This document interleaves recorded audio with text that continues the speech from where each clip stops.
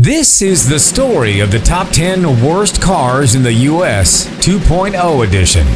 Many of our viewers replied with their own list of cars, so we tallied up the responses and came up with another top 10 worst cars we call the Top 10 Worst Cars 2.0. Let's get started. At number 10 is the 1980 Chevy Citation. GM was supposed to usher in a new era. The era of everything is really terrible with this car. The Citation was Motor Trend's magazine's Car of the Year for 1980. This was a decision later criticized by the staff of Car and Driver in 2009, citing that the poor build quality and mechanical reliability were not deserving of such an award in hindsight. Edmunds sums it up by saying, Chevrolet's first front-drive machine proves to be legendarily unreliable and one of the most recalled cars of all time.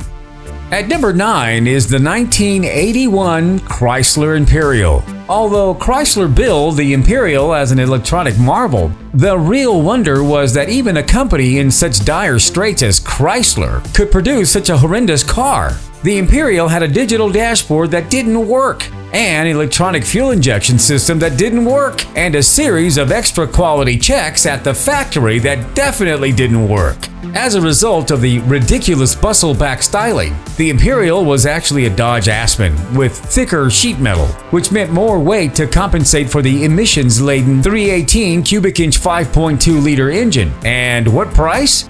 A cool $18,000, which was nearly $4,000 more than a Cadillac Coupe de Ville. In 3 years of production, Chrysler convinced fewer than 11,000 helpless buyers to take one home. Thanks to the success of the K car, Chrysler was able to eclipse this disgrace to the once great Imperial brand.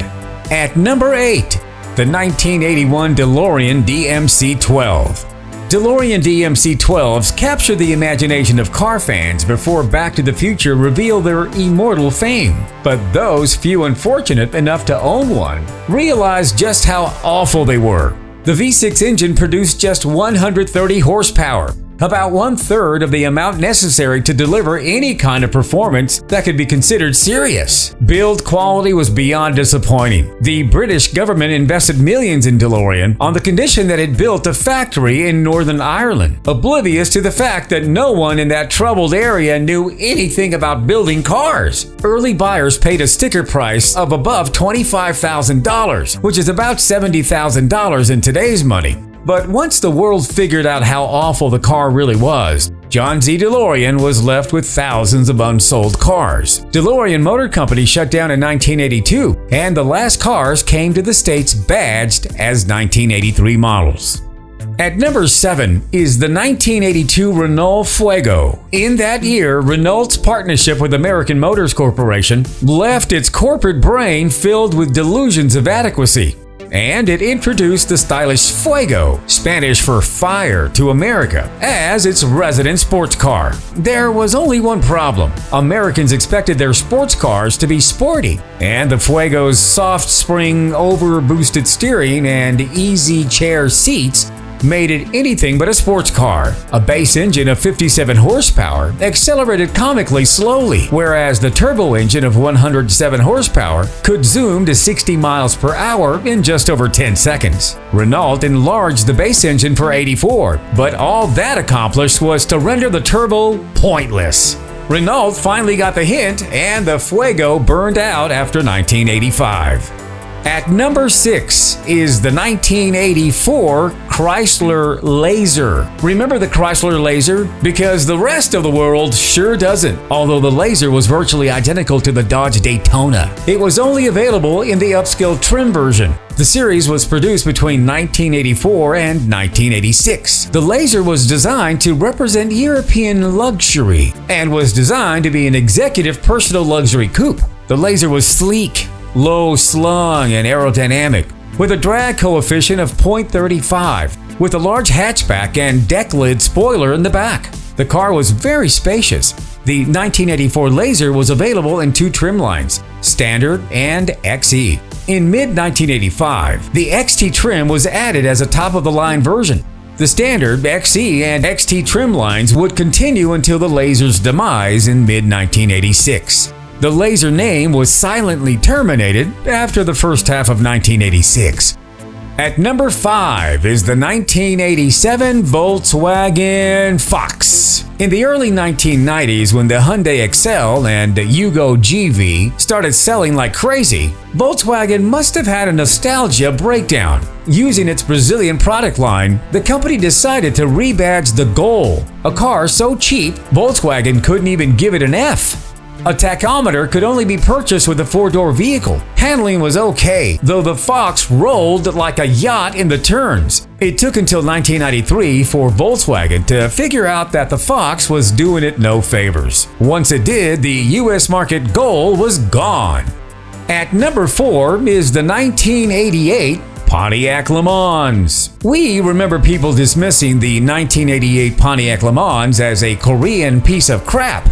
But they were wrong. The Le Mans was a German piece of crap. It was originally designed as the European market Opel Kadett, and once all the bugs were worked out, GM handed it over to its Korean partner Daewoo to work the bugs right back in again. Why was the car named after the storied French endurance race? Probably because both were unlikely to last more than 24 hours, or because the name sounds much like the citrus fruit the car most resembles. Le Mans, lemons, First-time buyers were attracted to Pontiac showrooms by low prices and slick ads, and the Le Mans taught them the joys of indifferent build quality and poor resale value.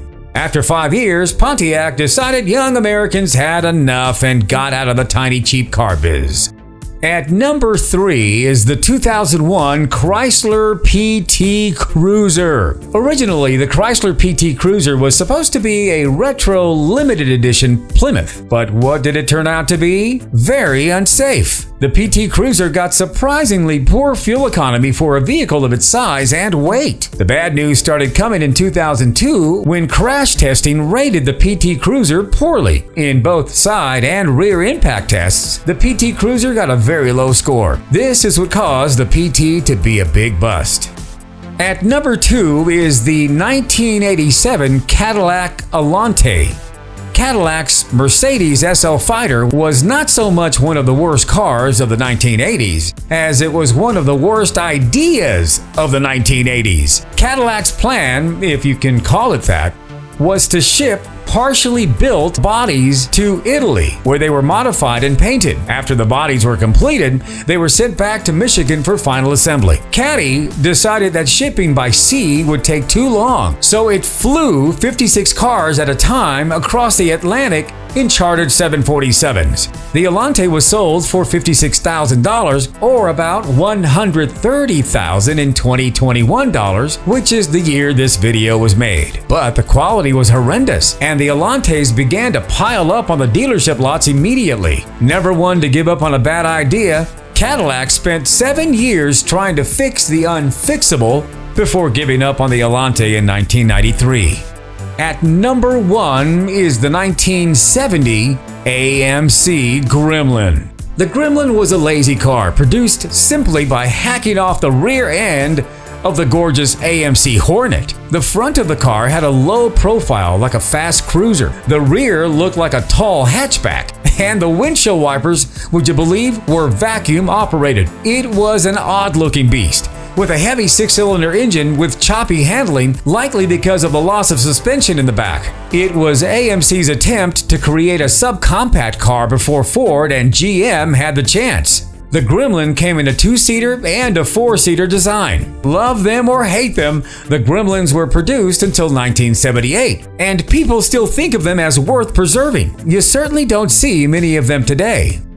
Well, there you have it, the top 10 worst cars in the US 2.0 edition. Let us know what your worst car is. Leave your comments below. Do us a favor and share this video. If you like this video, leave us a thumbs up, subscribe, and hit that bell to be notified of future videos. Again, thanks for watching.